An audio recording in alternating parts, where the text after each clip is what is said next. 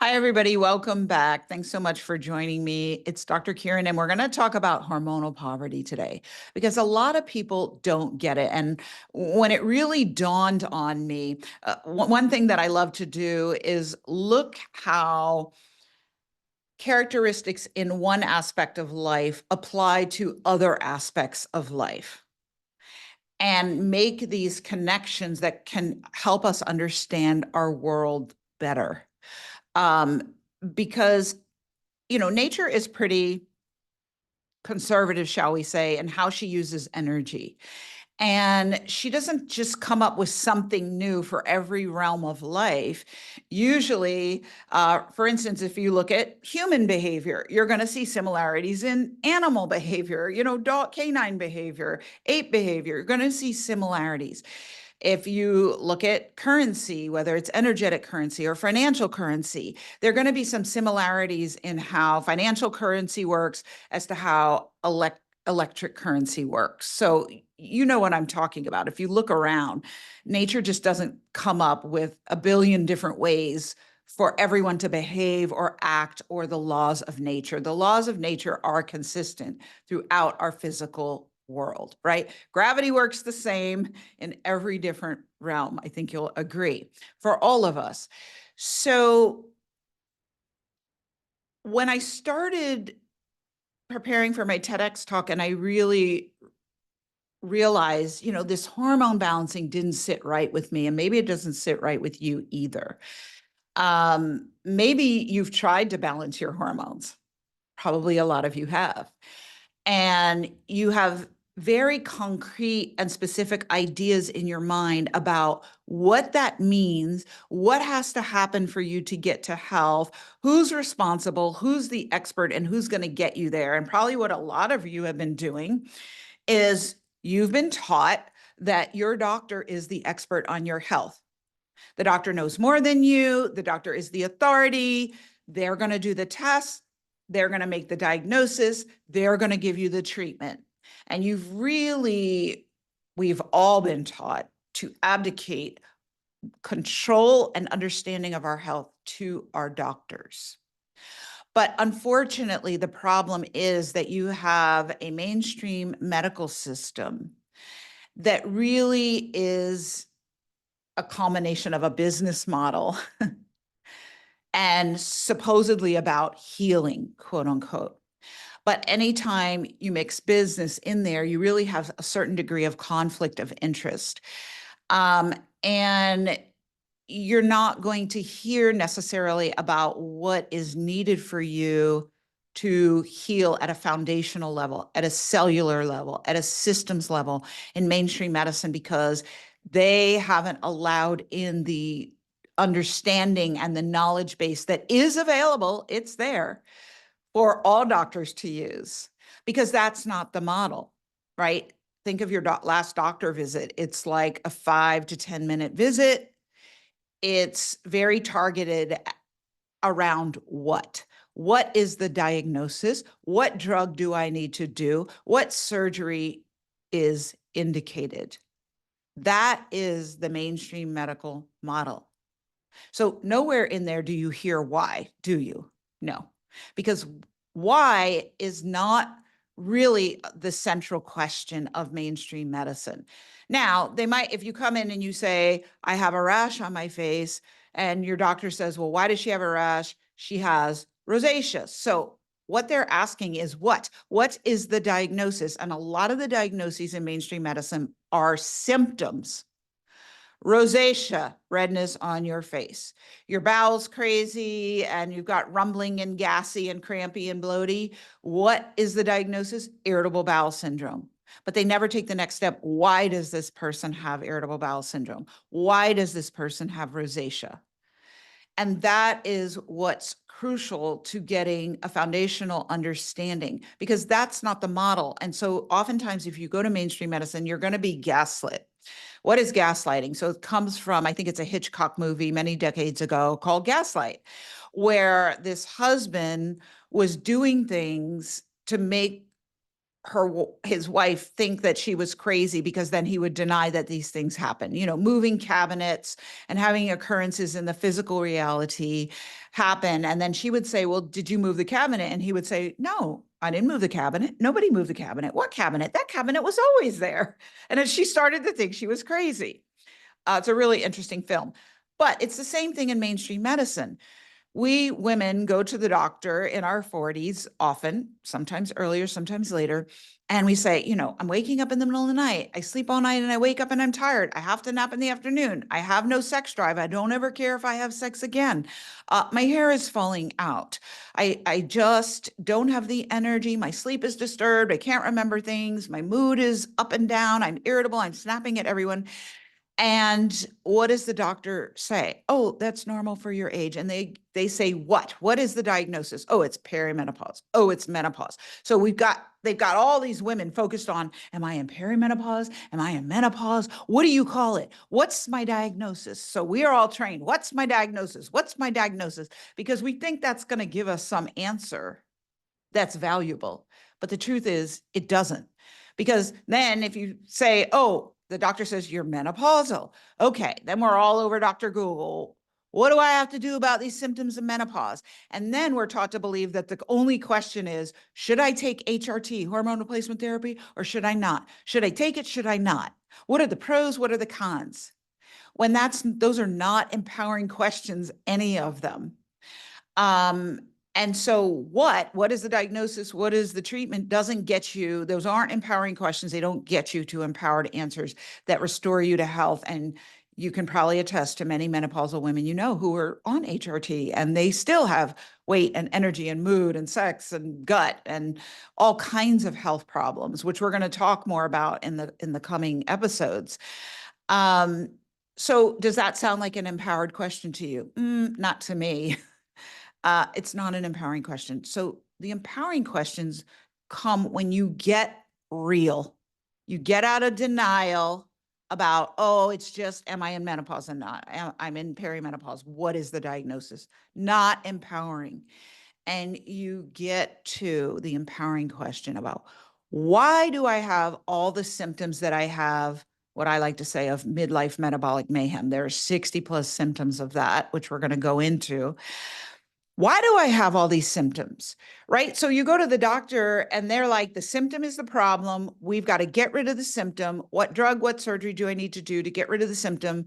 When that symptom is gone, or what I like to say, suppressed, then we claim victory. Doctor goes, yay, you couldn't sleep. I gave you Ambien. You're knocked out at night. Yay, victory. That's the answer.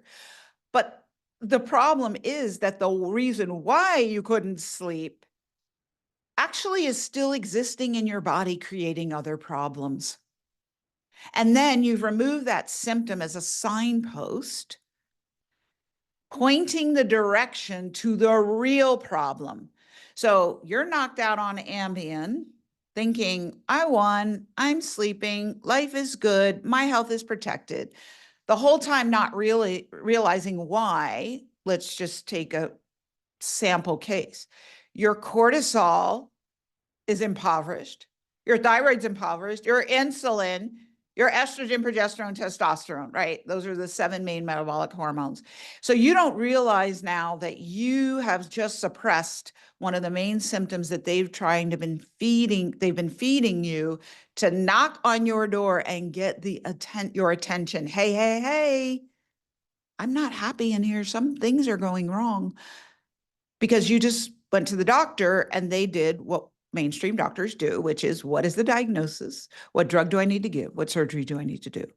I have a woman in my coaching program now who has been on Ambien for literally 15 years. She didn't even know that was a problem. Never mind that Ambien, per the package insert from the company, is only approved for short-term use for 2 weeks. But that doesn't stop doctors from prescribing it for 15 years. I have a friend also who's been on Ambien for well over a decade. And,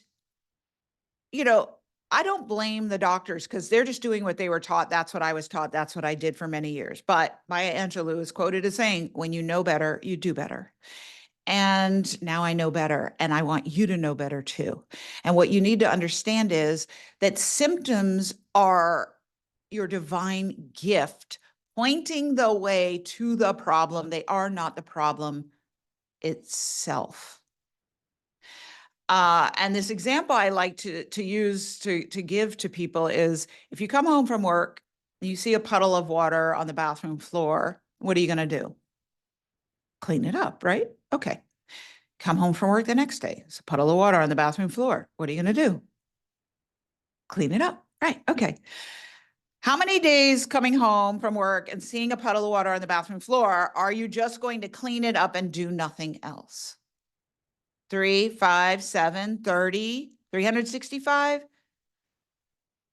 So saying I have an insomnia problem, I can't sleep, and just taking the Ambien is like just cleaning up the water on the bathroom floor and never asking, why is there water on the bathroom floor? Eventually you're going to come home and you're going to say, why is there water on the bathroom floor every day when I come from work? Did the sink overflow? Did the tub overflow? Is the toilet clogged and overflowed? Did the window get left open and it rained and the rain came inside? Did the dog come in here and pee? Is there a leak coming up through the floor of the foundation because there's a crack? Is the roof leaking? You're going to ask why. But with the bathroom floor water, that makes sense to you. You're like, oh yeah. But with your health, you don't even realize that you're not asking the right question. You're just going to the doctor and going, there's water on my bathroom floor, and the doctor's going, clean it up. And you're like cleaning it up every night. And then you go back next year. And the doctor says, well, how are you doing, Jane? And you say, well, I'm still cleaning up that water on my bathroom floor every night. I'm still taking that Ambien every night to sleep. And doctor goes, great, you're sleeping. Yay, victory. And you go, yay, victory. Not realizing that your inability to sleep, the reasons why causing you not to be able to sleep, the hormonal poverty that's causing you to have insomnia, is going on.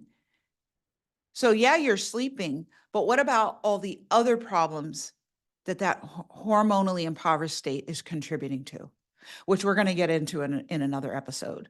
It increases your risk of 7 of the top 10 causes of death. We're going to go into that. And all the other symptoms that you have are all related in this spider web caused by hormonal poverty. So every cell, every system in your body has receptors for hormones. Hormones are so important to your system because they are the communicators in your system, right?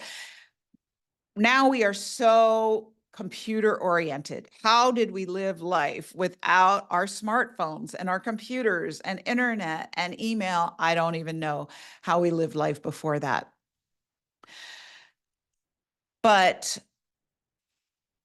I lost my train of thought. We don't even realize how vital this is to our communication system. But in your body, it's the same. All systems are the same. In IRL, in real life, communication is everything, right? When there's a hurricane, like there was Hurricane Katrina in Louisiana, what's the first thing they have to do to restore functionality to the area? They have to get communication back up. How many hospital beds? They need phone lines. How many hospital beds do you need? How many sanitary pads do you need? That was huge during Hurricane Katrina. Women couldn't even get sanitary products. There has to be communication. Communication is the most important factor in how any system works or functions. No communication, systemic disruption and disorder. That's true in real life, and it's true in your body. And what is your communication system? Well, your mainframe computer is your brain, and it has hardwired connections through your nervous system, and it has wireless connections through your hormones. Hormones are communicators. They communicate to every cell in your body, particularly around your metabolism. So if you're in hormonal poverty, what doesn't work right? Your metabolism. What's your metabolism? How you turn calories, fuel from food, into energy that you get to use to have energy to do the things you want to do, right? Run, jump, sing, laugh, work, play. So, and as in the real world, the wireless internet is much more unstable than the hardwired internet. If you plug your computer into the internet in the wall, it's much more stable. I don't know about you, but at my house, sometimes, if there's a storm or whatever, I'll get those spinning wheels, cannot connect. You have an unstable internet connection. It's the same in your body. Your hardwired nerves are much hardier and stable and less likely to be disrupted. But the wireless internet, which is your hormones, very unstable, a lot of moving parts, a lot of points of disruption, potential disruption. And for women, where we're cycling every month, even you've got a moving system, more disruption possible. I don't know why I'm remembering this, but when I was growing up, we still had the crank windows in the cars. And then I remember when we went to electronic windows and it was so much cooler, it was really easier to use, but more things can go wrong because there's more communication that has to happen for that window to go up and down. Whereas if it's a crank, it's just a crank.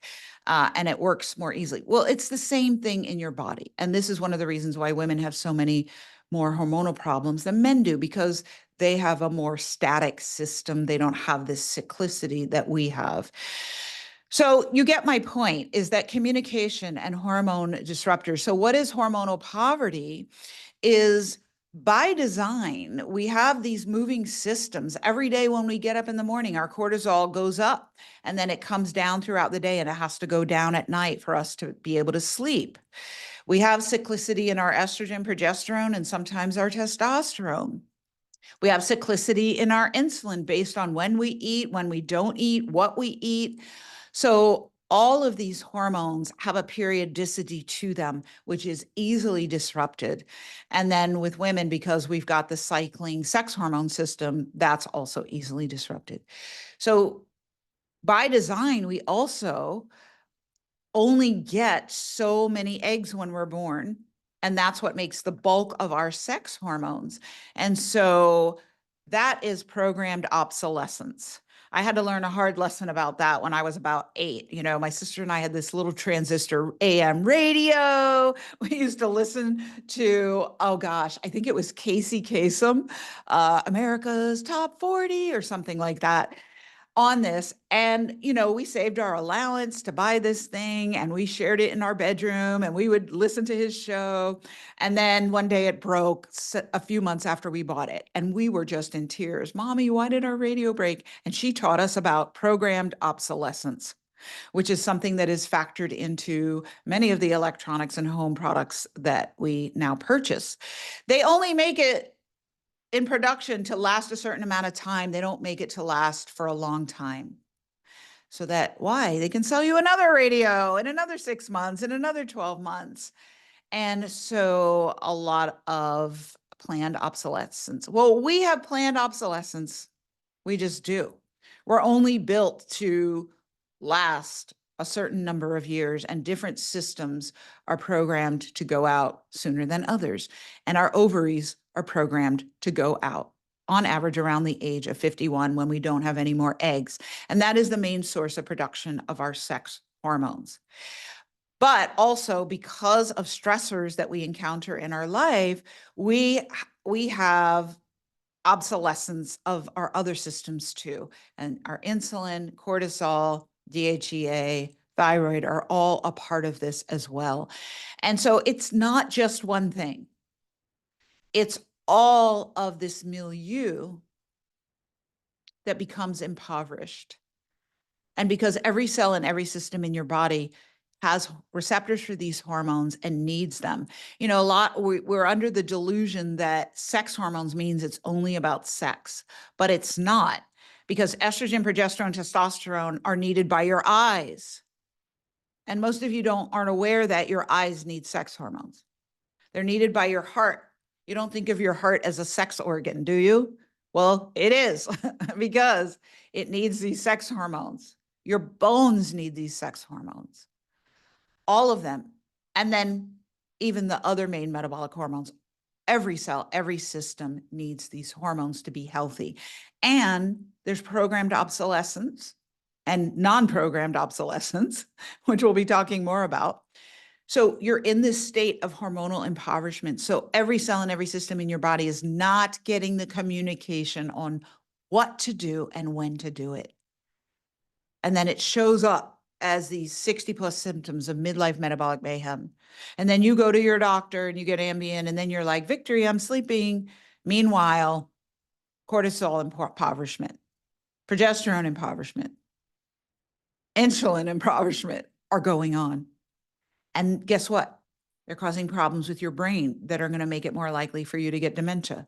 They're causing problems with your bones that will make it more likely for you to get osteoporosis, thin bones, and a hip fracture, which a third of women will die from at an early age. And a third will become incapacitated where they can no longer live independently.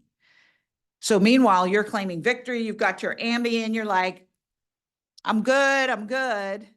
And your body's like, no, you're not good. Help me.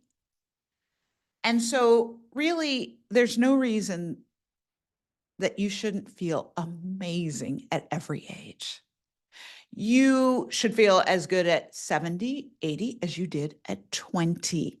And if you do not, because you've bought into this lie that to age means to be tired, sexless, hair falling out, gaining weight, all the things, and you've just accepted your place in hell, and you're like, I'm going to drink some coffee and some wine and eat some chocolate and laugh with my friends about how we never want to have sex anymore.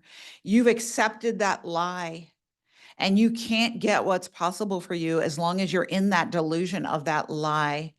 And I'm here to say, wake up, wake up, wake up. Those are lies you're believing. And that's not the true state of your health that's possible for you. You can identify hormonal poverty.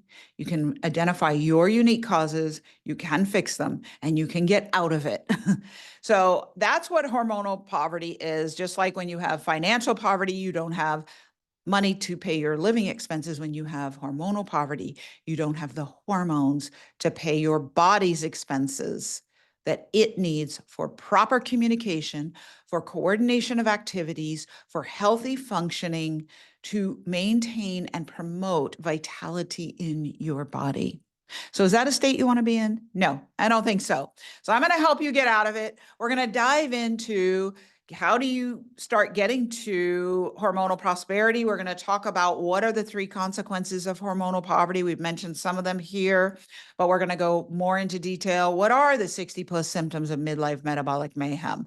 What are the diseases that it increases my risk of? And the third consequence, which is really the most profound one that most women are not educated about, that when they learn about, they really have pause and say, ooh, I didn't know that. My doctor didn't tell me. So thanks so much for joining me. We'll be diving into this more in the next episode, and I hope to see you there.